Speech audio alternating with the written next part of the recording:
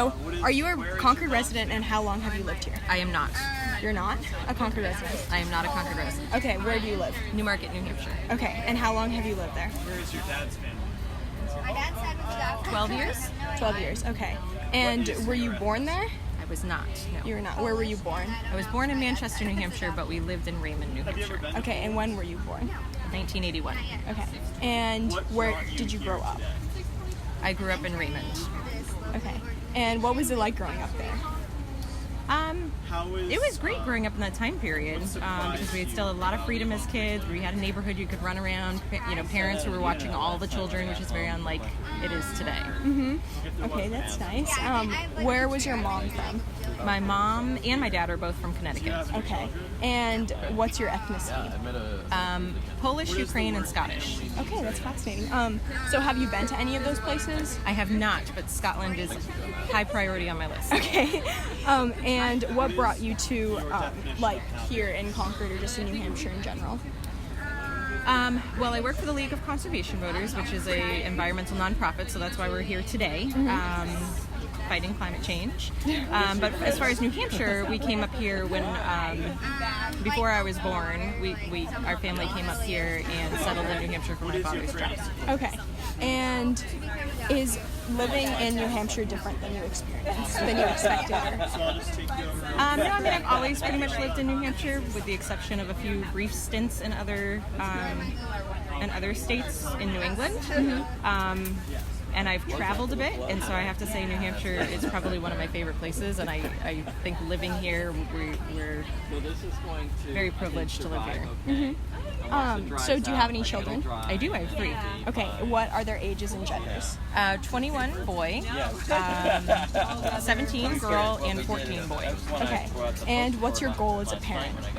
My goal as a parent is to raise successful children into adulthood. And success means a lot of different things. I want them to be able to support themselves and be happy in what they're doing. Success is not money related to me necessarily, but you do need to support yourself.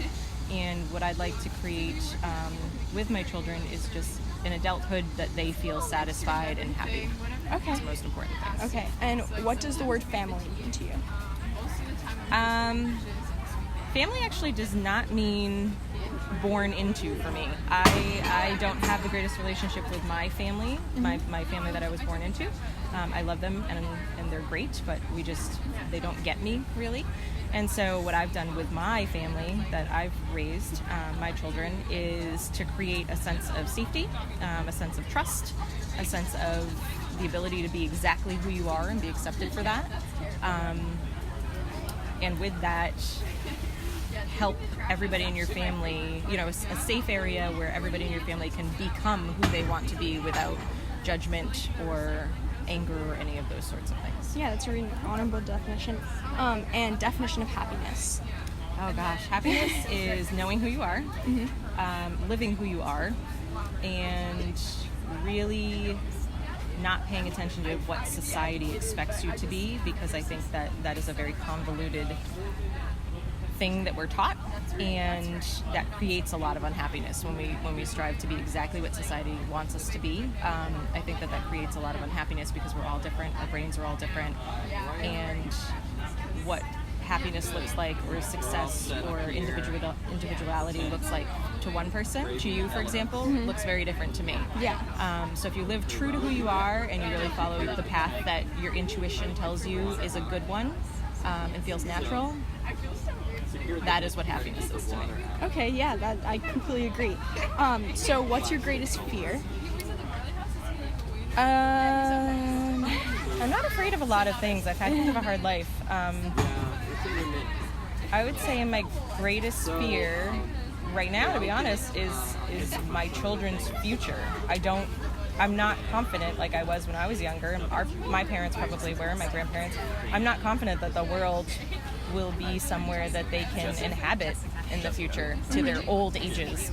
I feel like their future and your future, really, to be honest, could potentially be very difficult because of what we've done. Not only with society, not only with the environment, not only with legislation, not only with greed, but all of those things all encompassing. I think that there really needs to be a wave of good people doing great things to make the change for you guys to have, your 50s and 60s and 70s, and your children, if you choose to have them, to have the kind of life that we've been able to have.